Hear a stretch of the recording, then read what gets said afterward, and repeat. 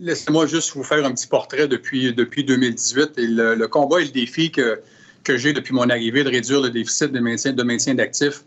Il faut comprendre que dans le plan québécois des infrastructures à mon arrivée, pour le réseau routier, on avait des sommes, je vous fais un chiffron, d'à peu près 21 milliards qui étaient dédiés au réseau routier à notre arrivée. Et vous comprendrez, puis je l'ai dit sans gêne, le défi de réduire ce déficit et d'augmenter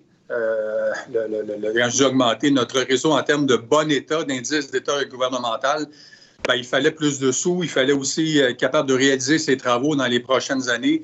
Et je remercie le Trésor et les finances qui m'ont permis d'augmenter ces sommes qu'on a à donner sur les différents territoires de la province comme telle.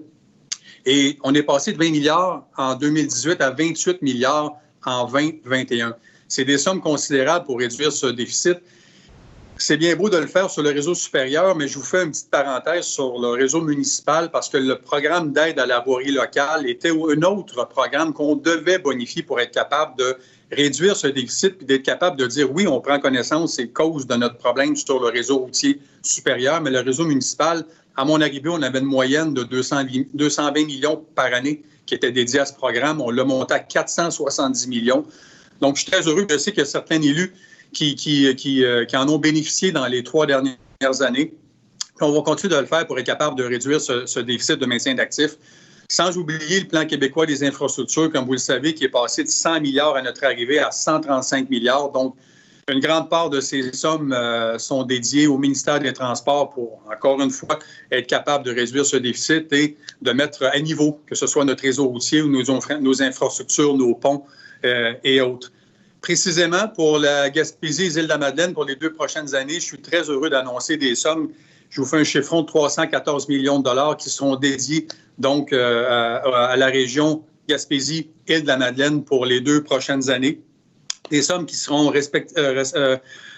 dédiées donc pour 107 millions de dollars pour le réseau routier comme tel, chaussée et autres, et de 68 millions de dollars pour les structures. Précisément, 137 millions de dollars, je fais encore un chiffron, 137 millions de dollars qui seront consacrés au projet ferroviaire et 2,7 millions pour le réseau, les projets aéroportuaires. On ne peut pas donner des sommes aussi importantes si nos directions territoriales, partout sur le territoire, et le ministère ne font pas le travail. Et je vous dis, je donne une bonne main d'applaudissement à la direction de la Gaspésie-les-Îles qui ont fait un travail colossal dans les 2 dernières années. On est passé d'un taux de réalisation sur l'ensemble du Québec de 91 % à mon arrivée en 2018 à 97 % en 2019. Et pour cette année, juste pour le territoire de Gaspésie-les-Îles, c'est un taux de réalisation aussi de 97 %. Donc, on peut leur dire merci d'avoir réalisé l'ensemble des travaux ou presque pour cette année. Précisément, je vais laisser Jonathan vous expliquer les projets qui seront faits cette année en réalisation et en planification. Puis je termine en vous disant un facteur de transparence pour moi qui est important, autant pour les élus que pour la population en général. Encore cette année, les gens pourront aller sur le site du ministère des Transports et voir sur ce site les travaux qui seront en réalisation cette année et en planification l'an prochain. Il y a plusieurs projets qu'on retrouve là, dans la planification là, des 2 prochaines années. Il y a des travaux d'empierrement à la base du mur de soutènement à la route 132 là, dans le secteur du pic de l'Aurore là, à Percé, c'est un exemple. On a le début de la phase 2 également de la reconstruction de la route 132 à Chandler qui consiste justement à poursuivre la route dans le nouveau tracé afin de contourner le secteur résidentiel, de réduire le nombre d'accès également direct à la route. Donc, oui, la sécurité, oui, des travaux importants. Reconstruction également d'un empierrement le long de la route 199 aux îles de la Madeleine, dans le secteur de Pointe-aux-Loups. La poursuite du projet de réhabilitation du chemin de fer de la Gaspésie, c'est quand même une part importante, là, de mémoire 137 millions sur le 314. Donc, oui, c'est un lien essentiel, puis les investissements sont au rendez-vous. Alors, dans le contexte actuel, je remercie naturellement François et toute son équipe, toute l'équipe du ministère des Transports.